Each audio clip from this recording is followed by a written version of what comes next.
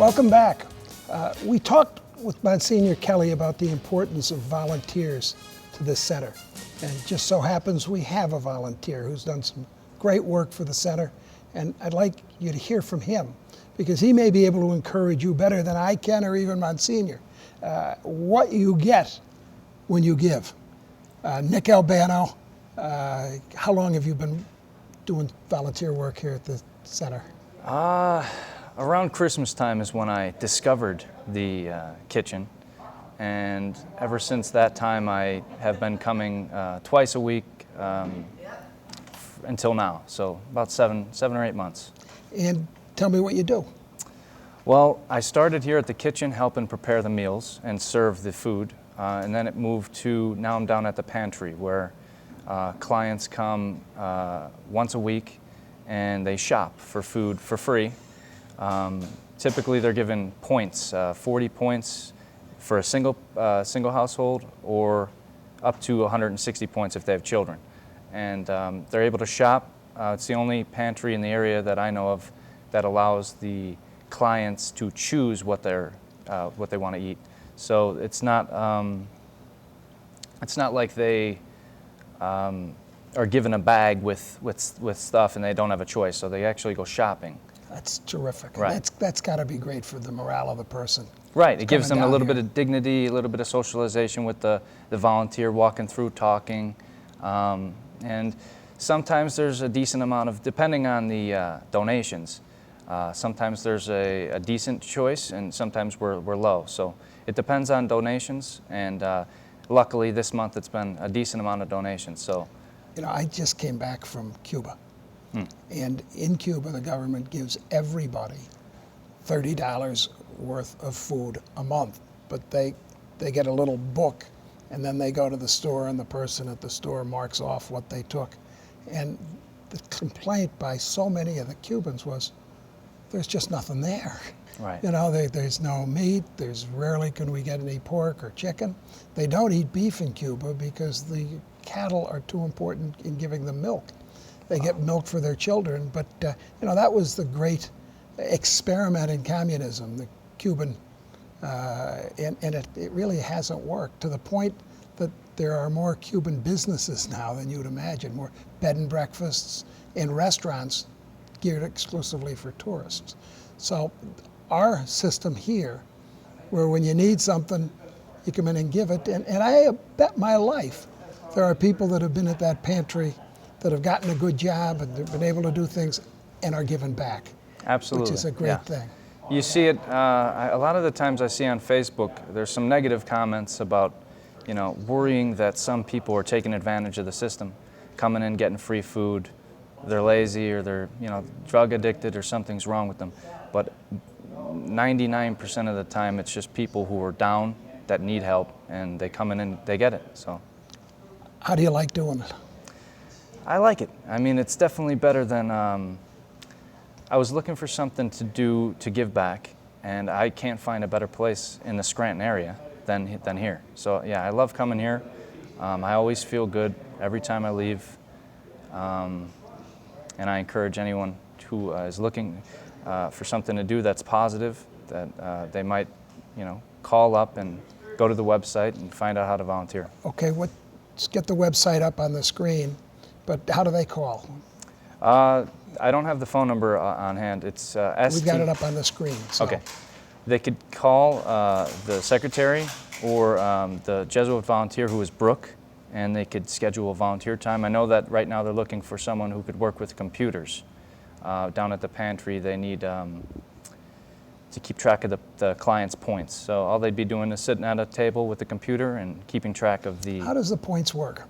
So a client will get up to 160 points, depending on how many children, or if they have no children, if they live alone. It's usually they get 40 points and they spend it throughout the month. For example, pasta is 4 points. So, I mean, it's a big thing of pasta. And they have to manage their points on their own. That's up to them. They could just get 10 pastas and they're done. Or they could just manage their points, and that's how we give them a choice to pick what they want. And usually it's healthy things. Soda is more expensive because we're trying to actually get them to there is soda and there is candy a lot of times and stuff like that, but those are higher points. How about as we get into the summer, fresh fruit and vegetables? It all depends on the supermarkets and the donations from the community. Whatever we get is what we give. Today I've noticed there's a lot of fresh vegetables and fruit, but it's not always the case. I mean, it depends on donations. Everything depends on donations. You know, I'm old enough to remember my father and brothers talking about World War II and the Victory Gardens. But wouldn't it be nice if people in the community started to make Victory Gardens to fight poverty? And be able to bring their tomatoes and potatoes and beans down from the gardens. I know Jane Reese, who's up at the Nayog Park at the flower garden up there, had done a terrific job, but she's very active with the different gardens around town. So something like that may be something to think about. You did something I thought was terrific, and you helped produce a video. Talk to me a little bit about that. Yeah, so rather than when I started coming, like I said, I didn't know this existed. I live in Dunmore. I guess I just never found the kitchen or had a need to come down. So when I did find it, I wanted to, I could have donated money or food, but I'm in the advertising industry, so I wanted to have a video produced that captured everything they do here to educate the community of, that this exists here. And we have that video, and we're going to show it, of two of the patrons of the kitchen talking about a little bit about what they see down here. Yeah, it's a great video. It definitely describes what's going on here, and it shows, it shows the pantry, it shows the soup kitchen, and also shows the homeless veteran shelter. Now, where do I come with the food if I want to deliver food to the pantry? What's the address? It's 500 Penn Avenue. I'm not 100% sure on that, but I believe it's on the corner of, where are we here? Penn Avenue and Olive Street? And Olive Street. Yeah. Just a block down from St. Francis. Right. And right next to the St. Francis Commons, the Veterans Center. Right, and then it'd go in the back. There's an area there to loading and unloading. And there'll be volunteers there to help you. Right, they should call the number first and schedule a drop-off, which you could put on the screen for anyone who wants to make a donation. Great. Nick, we're going to be back in a couple minutes for some closing thoughts. Thank you for what you do, and thank you for sharing your morning with us.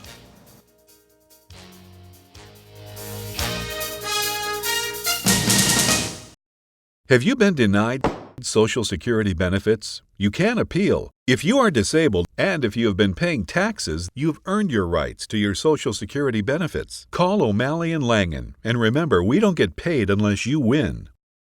I'm Monsignor Joe Kelly, and I have the great honor and privilege of being the director of St. Francis of Assisi Kitchen. This is a real honor to be able to serve those who are constantly in need and those who are so grateful for the kindness that is extended to them at St. Francis of Assisi Kitchen. It kind of reestablishes your faith in humanity, okay? Because there's some people that'll still be willing to be kind and help people that are less fortunate than they are.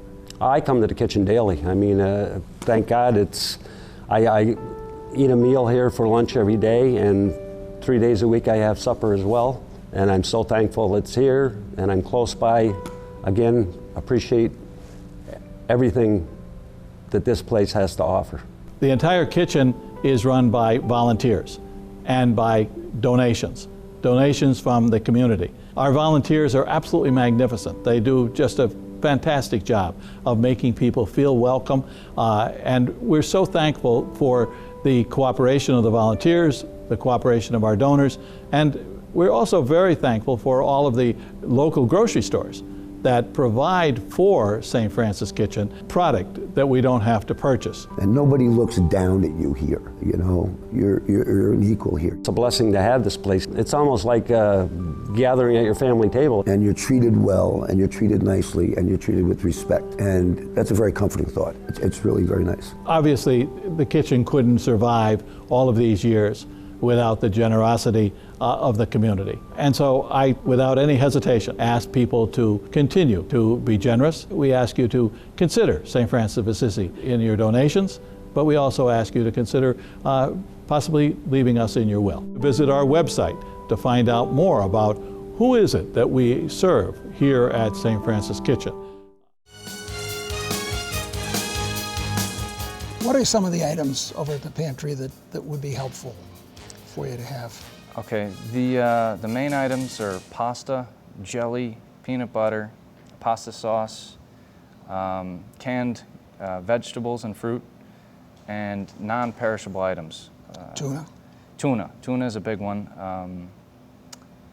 I know fruit and vegetables, fresh fruit and vegetables tend to go bad, so we just rely on the supermarket for those. Okay. But for the full list of items, you should check out the St. Francis Facebook page. They're constantly posting what's needed, and if they follow us on there, they'll be able to see what items specifically we're running low on.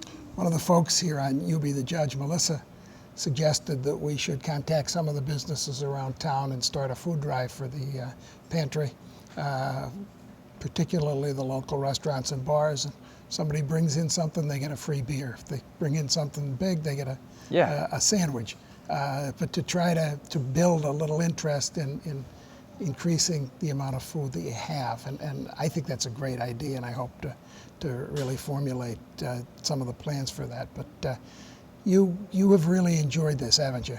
Yeah, absolutely. I keep coming back. I must like it, you know. And you'd encourage other young people to join you down here? Absolutely. If they're looking for something positive to do in the Scranton area, this is the place to come and give back and help others, and it's a good feeling.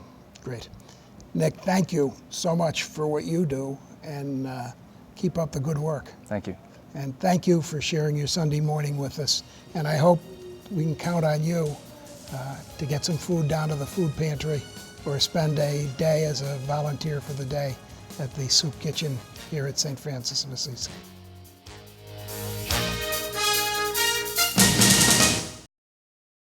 If you are disabled and unable to work, you may be entitled to Social Security benefits. In order to obtain benefits, you must prove your disability is severe enough to keep you from working. Social Security is financed through a dedicated payroll tax. If you have been paying taxes, then you have been paying into Social Security. And if you are no longer able to work, you've earned your rights to your Social Security benefits. Call the lawyers at O'Malley & Langen, representing Social Security claimants for a quarter of a century. The Greenhouse Project invites you to join us at Scranton's Nayock Park for nature walks through the seasons by area naturalist Jane Fry. You'll hear park history, plus learn about Nayock's plant life. For more information, click on scrantongreenhouse.org.